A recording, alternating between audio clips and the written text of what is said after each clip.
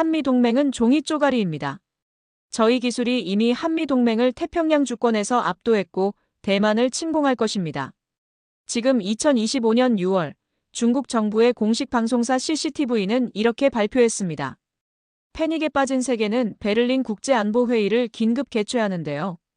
그러나 한 군인이 공개한 사진의 상황은 완전히 바뀌었다고 합니다. 도대체 사진에는 어떤 게 찍혀 있었던 걸까요? 그리고 그 군인은 대체 누구였을까요? 오늘 제가 담아온 장면, 지금 시작하겠습니다. 여러분에게 최근 독일 베를린에서 열린 국제안보회의에서 나온 충격적인 사안들을 전부 말씀드리려고 합니다. 제 이름은 케일런 드레이튼입니다. 현역 시절에는 미국 해군 중장이었어요. USS 노틸러스, 버지니아 등의 대형 군함들과 그 배에서 일하는 해군들을 지휘하고 있었죠. 지금은 은퇴해서 프린스턴 대학생들을 가르치고 있고 군사 관련 보고서를 쓰고 있어요. 그런데 최근에 제가 읽고 있던 군함 관련 보고서들이 몇 개 있었습니다. 이것들은 모두 같은 뜻이었죠. 바로 위험이라는 뜻이었어요. 컴퓨터 화면에서는 중국 매체인 CCTV 영상을 보고 있었습니다. 쿵 레이라는 정치 인물이 빨간 현수막 앞에 서 있었어요. 미국의 시대는 끝났습니다. 카메라를 향해 소리치고 있었습니다. 저희 중국은 젠 15 기술을 탑재한 항공모함으로 한미동맹을 박살내고 태평양을 차지하겠습니다. 이런 연설들은 전에도 들어본 적이 있었어요. 해군에서 30년 동안 일하면서 진짜 위협과 사람들을 겁주기 위한 선전용 공갈을 구별하는 법을 배웠었거든요.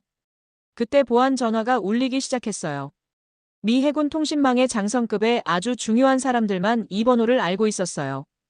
두 번째 벨소리에 전화를 받았습니다. 드레이튼입니다. 케일런, 리처드슨 제독이야. 베를린으로 와야 해. 내일 큰 국제안보회의가 있어. 올 수 있나? 무슨 일인지 말씀해 주세요. 자네가 분석하고 있던 중국 선전 말이야. 그게 공갈을 넘어서 실제 효과를 보고 있어. 중국은 미국을 이기고 대만을 통일하려고 하고 있어. 민주주의를 완전히 이기겠다는 선포나 똑같지. 그리고 한국, 미국과 같은 우리와 동맹국들까지도 노리겠다는 뜻이야. 우리 중 일부가 겁을 먹고 있어. 중국이 정말로 태평양에서 우리보다 강해졌다고 생각하고 있거든. 그때 저는 위층 침실에서 잠들어 있을 아내 사라를 생각했어요. 그리고 조용한 은퇴 생활을 생각했어요. 열심인 대학생들에게 해군 전략을 가르치는 일도 좋고 평화로운 삶이었죠. 하지만 저는 평화를 지키기 위해 어려운 일을 반드시 해야 할 때라고 판단했습니다. 베를린행 첫 비행기를 타겠습니다라고 제독에게 말했어요. 전화를 끊고 난 후 의자에 앉아 잠시 생각하고 있었습니다. 파일들을 모으기 시작했어요. 실제 숫자가 들어있는 진짜 정보 보고서들이었어요. 우리 인공위성이 찍은 사진들도 있었고요. 중국 텔레비전의 판타지 이야기가 아니라 군함들이 실제로 어떻게 작동하는지에 대한 진짜 자료들이었어요. 비행기가 해뜰 무렵 베를린에 착륙하고 있었어요. 베를린은 워싱턴과는 느낌이 달랐어요. 사람들이 인도에서 빠르게 걸어가고 있었어요. 프랑스어, 독일어, 그리고 제가 알아듣지 못하는 언어들로 이야기하면서 말이에요. 국제안보회의 건물은 유리와 강철로 만들어진 거대한 건물이었어요. 호수 옆에 앉아있는 큰 수정 같아 보였죠. 정문 밖에서는 50개국 국기들이 바람에 펄럭이고 있었어요. 각각의 국기는 안전하게 살고 전쟁을 피하고 싶어하는 수백만 명의 사람들을 나타내고 있었죠. 건물 안은 벌집처럼 활발하게 움직이고 있었어요. 비싼 정장을 입은 외교관들이 두꺼운 파일들을 들고 복도를 서둘러 지나다니고 있었죠. 이어폰을 끼고 있는 경비원들이 모든 사람을 주의 깊게 지켜보고 있었어요. 기자들이 카메라를 설치하고 장비를 점검하고 있었고요. 건물 곳곳 천장에 큰 화면들이 걸려 있었어요. 그 화면들에서는 저를 분노하게 만드는 뉴스 영상들이 나오고 있었어요. 중국 군함들이 대형을 이루며 항해하는 모습이었죠. 거대한 트럭으로 미사일들을 옮기는 장면도 있었어요. 대만 해협을 보여주는 지도에는 여러 방향을 가리키는 환한 빨간 화살표들이 그려져 있었고요. 가장 끔찍한 건 쿵레이의 연설이 계속 반복해서 나오는 거였어요. 팔을 휘저으며 중국에 막을 수 없는 해군에 대해 소리치는 그의 모습이었죠. 연설할 회의실은 엄청나게 큰 방이었죠. 무대를 향해 줄줄이 늘어선 좌석들이 있었어요. 밝은 조명들이 곳곳에 걸려 있었는데 여기서 일어나는 모든 일을 전 세계에 기록할 준비를 하고 있었어요. 드레이튼 교수님, 돌아보니 한아린 박사가 급하게 제게 오고 있었어요. 노트북 2대를 들고 있었는데 저처럼 잠을 많이 못 잔 것 같아 보였어요. 아린은 한국에서 태어났지만 미국에서 자랐고 예일대학교에서 군사법학을 전공한 전문가였습니다. 한미 두 문화와 저희 분야를 완벽하게 이해하고 있어요. 더 중요한 건 군사 데이터를 초등학생도 이해할 수 있는 그림과 차트로 바꾸는데 정말 뛰어나다는 거예요. 어제부터 여기 와서 모든 걸 준비하고 있었어요. 이거 보세요. 화면에는 미국과 중국 항공모함들을 자세히 비교한 자료가 나타나고 있었어요. 중국 해군은 13곳에 조선소를 두고 있고 일부는 미군 함정 조선소 전체를 합친 것보다 생산 능력이 더 크다는 것이었어요. 선전용 주장이 아닌 진짜 숫자들이었죠. 출격률, 정비 일정, 승무원 훈련 시간까지 말이에요. 실제 중국은 향후 몇 년 안에 400척의 함정을 배치할 수 있을 것으로 추정되지만 미 국방부는 2045년까지 군함 350척 보유를 목표로 제시했죠. 중국이 실제로 압도적으로 많은 숫자를 보여주고 있었어요. 그런데 이번에 내세운 중국 숫자들이 맞지 않아요. 화면을 가리키며 아린이 설명하고 있었어요. 새로운 항공모함으로 물리적으로 불가능한 일들을 할 수 있다고 주장하고 있거든요. 마치 자전거로 경주용 자동차보다 빠르게 갈 수 있다고 말하는 것 같아요. 저는 이게 무슨 말인가 싶었습니다. 아린이 제게 전송해준 파일들을 본 저는 입을 다물지 못했습니다. 그 이유를 제 발표에서 여러분께 보여드리려고 합니다. 저는 아린과 함께 회의 구역을 걸어다니며 배치도를 살펴보고 기술 장비들을 점검했어요. 다른 대표들도 이제 도착하고 있었어요. 신문과 텔레비전에서 본 얼굴들이 몇 명 보였죠. 국방부 장관들, 장군들, 정보기관 국장들이었어요. 그때 예상치 못한 사람을 발견했어요. 메인 회의실 3열에 혼자 앉아있는 레오니드 바실리예프였어요.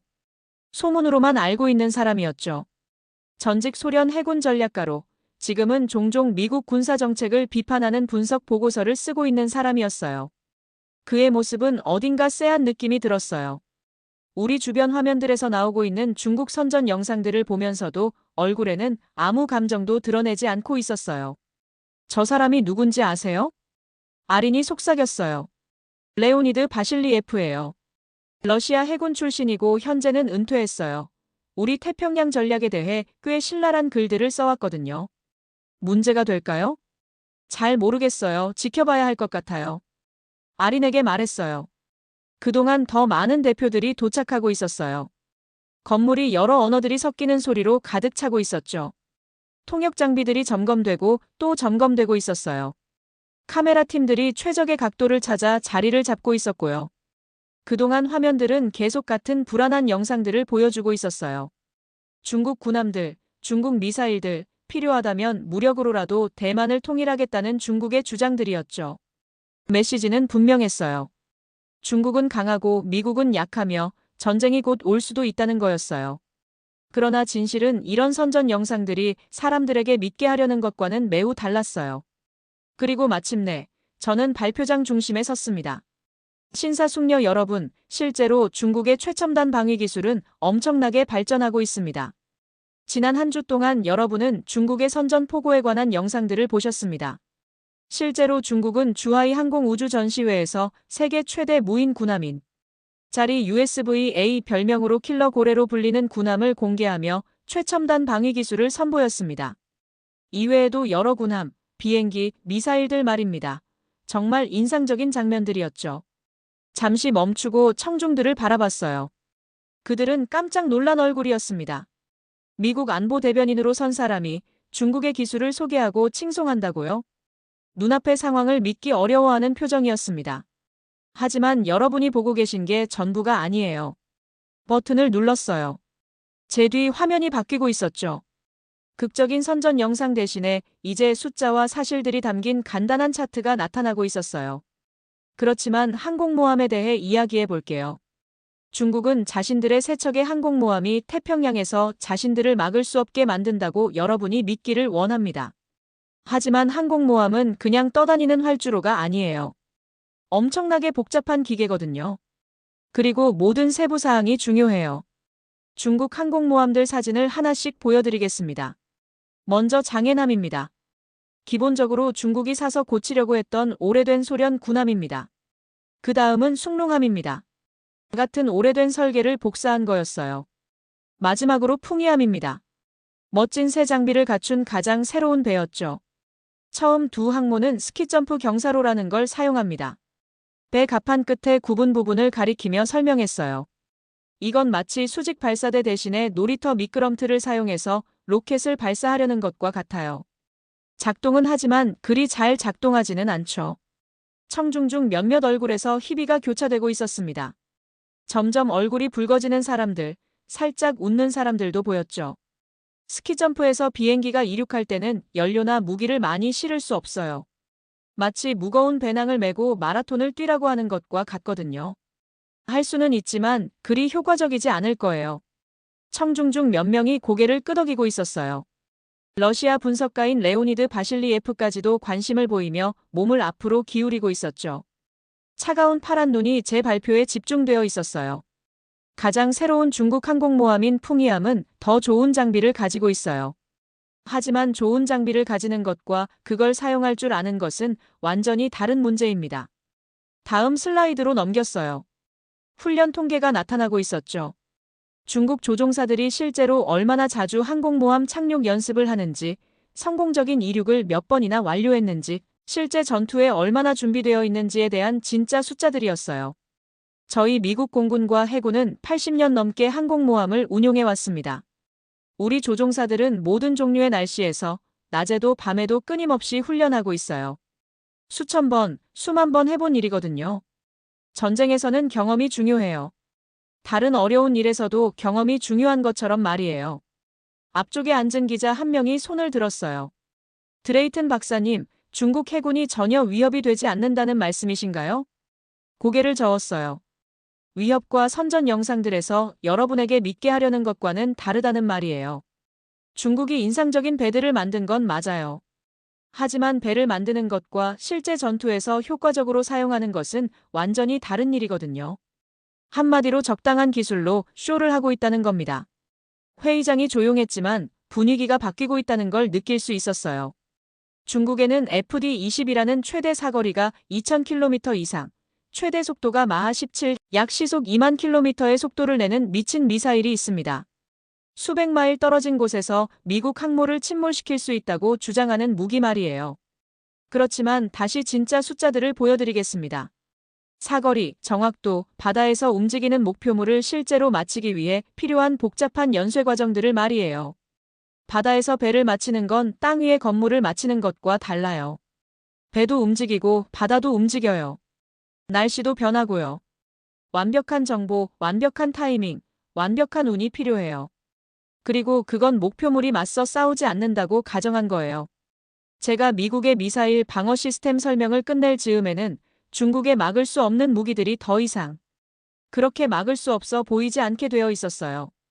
회의장이 완전히 조용해지고 있었어요. 군함이나 미사일에 대한 기술적인 설명은 끝났어요. 이제 정말 어려운 부분이 시작되고 있었죠. 저는 천천히 숨을 들이쉬며 수많은 얼굴들을 바라봤어요. 이분들은 군사 전문가나 외교관이기도 했지만 가족들이 위험에 처할 수도 있는지 궁금해하는 평범한 사람들이었죠. 태평양에서 정말 전쟁이 일어날지 걱정하고 있었습니다. 지리에 대해 말씀드릴게요. 화면을 바꾸면서 대만 해협 지도를 보여드렸어요. 중국 본토와 대만 사이의 좁은 바다가 화면에 작게 보이고 있었지만 실제로는 가장 좁은 곳도 100마일이 넘는다는 걸 저는 알고 있었어요. 역사를 통틀어 강력한 군대들이 이 바다를 보면서 쉽게 건널 수 있겠다고 생각했었죠. 하지만 모두 틀렸어요. 여러분도 모두 알고 있는 역사책에서 가져온 사진들을 보여드리겠습니다.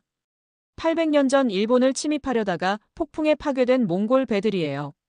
1차 세계대전 때 터키 해변을 점령하려다가 실패한 영국, 프랑스 군인들도 있었죠. 유럽 대부분을 정복했던 히틀러 군대도 영국까지는 건너갈 수 없었어요. 바다는 땅과 달라요.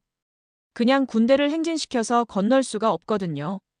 배가 필요하고 그 배들로 싸워야만 하죠. 완벽한 날씨, 완벽한 타이밍, 완벽한 운이 필요해요. 그리고 적군이 가만히만 있나요? 당연히 맞서 싸우거든요. 청중들이 완전히 집중하고 있었어요. 어떤 사람들은 미친 듯이 메모를 하고 있었고 다른 사람들은 그냥 화면을 뚫어지게 바라보며 대만 해협에서 실제 전투가 벌어지는 모습을 상상하고 있었어요. 하지만 이건 정말로는 군사 전략에 관한 이야기가 아닙니다. 훨씬 더 중요한 것에 관한 이야기예요. 우리가 어떤 세상에서 살고 싶은지에 관한 거죠. 새로운 슬라이드로 바꿨어요. 화면에는 저를 항상 심장 뛰게 하는 사진이 나타나고 있었어요. 1970년대 한국의 모습이었죠. 제가 젊은 해군 장교로 처음 방문했을 때 말이에요. 부서진 건물들이 있었어요. 진흙투성이 거리들도 있었고요. 구멍난 옷을 입고 슬픈 눈을 하고 있는 아이들도 있었어요. 청중들은 이 사진들을 보여주자 갑자기 왜 이걸 보여주지 하는 눈빛이었습니다. 이 나라가 지구상에서 가장 가난한 곳 중 하나였을 때 제가 직접 봤어요. 사람들이 쓰레기로 만든 집에서 살고 있었어요. 가족들이 난방도 없는 방 하나를 나눠 쓰고 있었죠. 아이들이 매일 밤 굶주린 채로 잠자리에 들고 있었어요. 회의장이 너무 조용해졌어요. 화면에서 슬픈 사진이 사라지고 있었어요. 그 자리에 밤의 서울 모습이 나타나고 있었죠. 반짝이는 고층 빌딩들이 하늘을 향해 뻗어 있었어요. 밝은 불빛들이 한강에 반사되고 있었고요. 마치 공상과학 영화에서 나온 도시 같았어요. 이게 같은 장소예요. 40년 후의 모습이죠. 같은 사람들, 같은 땅이에요. 하지만 모든 게 바뀌었어요. 왜냐하면 공포보다는 자유를, 절망보다는 희망을 선택했거든요. 더 많은 사진들을 보여드렸어요. 세계에서 가장 큰 배들을 만들고 있는 한국 조선소들, 컴퓨터 칩과 자동차를 만드는 공장들도 있었죠. 과학과 공학을 열심히 배우고 있는 학생들로 가득한 대학교들도 있었어요. 그 변화는 불가능에 가까웠어요. 어떻게 이런 일이 일어났을까요? 청중들에게 물어봤어요. 정복이나 위협을 통해서가 아니에요. 이웃들을 위협하고 선전포고하기 위한 무기를 만들어서도 아니고요. 한국은 최소한의 방어책만 가진 채 다른 나라를 공격하고 위협한 적이 없습니다. 열심히 일하고 교육하고 같은 가치를 공유하는 동맹국들과 파트너십을 맺었기 때문이에요. 한아린 박사가 맨 앞줄에 앉아 있었는데 눈에 눈물이 맺히기 시작하는 게 보였어요. 제가 지금 말하고 있는 게 바로 그분의 이야기였어요. 그분 가족이 가난에서 번영으로 걸어온 여정 말이에요. 오늘날 한국 조선소들이 미국 군함들을 정비하고 수리하고 있어요. 한국 엔지니어들이 우리의 가장 첨단 무기 시스템 부품들을 설계하고 있죠. 이건 그냥 종이 위의 동맹이 아니에요. 수십 년간의 공동 희생과 상호 존중 위에 세워진 파트너십이거든요. 한국은 그냥 우리의 동맹국이 아니에요. 어떤 항공모함이나 미사일 시스템보다도 훨씬 더 강력한 존재예요. 자유로운 민주주의 사회 속에서 함께 일할 때 기적을 만들어낼 수 있다는 증거거든요. 잠시 멈추고 전 세계에 이 발표를 중계하고 있는 카메라를 직접 바라봤어요. 중국 지도자들은 여러분이 이렇게 믿기를 원해요. 무력만이 유일한 방법이라고 말이에요. 가장 많은 배와 미사일을 가진 자가 지배한다고 말이죠. 하지만 그들이 틀렸어요. 화면에 태평양 전역의 장면들이 연속으로 나타나고 있었어요. 미국 승무원들과 훈련하고 있는 일본, 호주 배들 말이에요. 새로운 기술을 배우고 있는 필리핀, 베트남 선원들도 있었죠. 정보를 공유하고 있는 인도, 대만 장교들도 있었고요. 세계에서 가장 큰 바다를 가로지르는 거대한 협력 네트워크였어요. 이게 우리의 진짜 힘입니다. 저는 회의장 구석구석까지 전달되는 목소리로 선언했어요. 무기만이 아니라 우리의 가치들이에요. 배만이 아니라 우리의 파트너십이죠. 힘만이 아니라 우리의 목적이에요. 이까지 한 제 말에 어떤 사람들은 이해한다는 듯이 고개를 끄덕이고 있었어요. 다른 사람들은 눈물을 닦고 있었죠. 심지어 냉혹한 러시아 분석가 레오니드 바실리예프까지도 입을 다물지 못하고 있습니다. 한국은 세계의 진짜 항공모함입니다. 어떤 선전도 위협할 수 없고 어떤 무력 시위도 겁먹게 할 수 없고 어떤 독재자도 정복할 수 없는 민주주의의 상징입니다. 회의장이 박수 소리로 폭발했습니다. 사람들이 자리에서 벌떡 일어나며 머리 위로 손뼉을 치고 있었죠. 카메라 플래시가 번개처럼 터지고 있었어요. 한아린 박사가 무대 쪽으로 뛰어오고 있었어요. 뺨을 타고 눈물이 흐르고 있었죠. 하지만 슬픈 눈물이 아니었어요. 얼굴이 자부심과 기쁨으로 빛나고 있었어요. 제게 다가왔을 때 말을 제대로 할 수 없는 상태였어요. 교수님, 감사해요. 우리가 진짜 누구인지 보여주셨어요. 청중들을 바라보니 놀라운 일이 일어나고 있었어요. 걱정하고 두려워하며 이곳에 왔던 사람들이 이제 서로에게 신나게 이야기하고 있었어요. 1시간 전만 해도 지치고 절망적으로 보였던 외교관들이 이제 등을 곧게 펴고 새로운 에너지로 가득 차 있었죠. 하지만 가장 놀라운 변화는 레오니드 바실리예프에게 일어나고 있었어요. 중국 해군을 막을 수 없다고 믿으며 이 회의장에 들어왔던 러시아 분석가가 이제 머리를 손에 묻고 앉아 있었어요. 마치 수년간 잘못된 방향으로 걸어왔다는 걸 깨달은 사람 같았어요. 기자들이 그를 인터뷰하러 갔습니다. 그가 러시아어로 말한 내용은 이랬습니다. 이 연설이 내가 믿어왔던 모든 것을 흔들어버렸다. 기자들이 벌써 휴대폰과 노트북을 미친 듯이 두드리고 있었어요. 제 말들을 빛의 속도로 전 세계에 전송하고 있었죠. 몇 분 안에 워싱턴, 서울, 도쿄, 그리고 수십 개 다른 도시의 사람들이 오늘 이곳에서 일어난 일을 읽게 될 거였어요. 다음 몇 시간 동안 놀라운 일들이 펼쳐지고 있었어요. 민주주의 정치 지도자들이 새로운 협력 협정을 논의하기 위해 본국에 전화를 걸자. 그리고 며칠 뒤 미국, 프랑스, 아일랜드, 호주를 비롯한 민주주의 국가들의 대변인들이 동맹을 위해 파트너십을 강화에 대한 발표를 내놓았습니다. 저는 3주 후 워싱턴의 조용한 사무실로 돌아와 있었어요. 제 책상은 다시 서류들로 덮여 있었지만 이 서류들은 달랐어요. 새로운 합동훈련, 확대된 정보 공유, 태평양 전역에 강화된 외교 관계에 관한 보고서들이었어요. 그리고 저에게 이런 요청들이 들어오기 시작했습니다.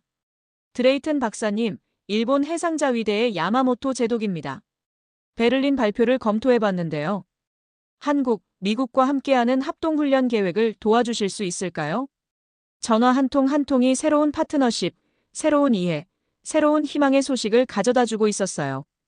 저를 베를린으로 이끌었던 두려움이 훨씬 더 강력한 것으로 바뀌어 있었어요. 자유로운 사람들이 함께 일할 때 어떤 위협도 극복할 수 있다는 깨달은 말이에요. 저희의 진짜 승리는 중국 해군의 약점을 증명한 게 아니었어요. 진짜 승리는 우리의 무기가 아니라 자유가 위협받을 때 함께 일어나서 서로를 지켰다는 사실입니다. 한 박사는 서울에서 전화를 걸어 한국과 미국 과학자들이 함께 계획하고 있는 새로운 연구 프로젝트에 대해 알려주었어요. 바실리예프는 모스크바에서 이메일을 보내 현실적인 위협 평가와 선전 분석에 관한 논문을 함께 쓸 수 있는지 묻고 있었어요. 저는 여전히 군사대학의 교수로 일하고 있습니다. 저희 학교에서 보이는 항공모함은 여전히 고요한 바다를 항해하고 있었어요. 꾸준하고 확실하게 자유로운 사람들의 희망을 더 밝은 내일을 지키고 있었죠. 저는 민주주의라는 이 항공모함의 작은 일부가 될 수 있어서 자랑스럽습니다. 오늘의 장면 어떻게 보셨나요? 강한 무기보다 강한 것은 자유를 향해 성장하는 것이었습니다. 그리고 그 중심엔 우리가 늘 함께 지켜온 한국이라는 이름이 있었습니다.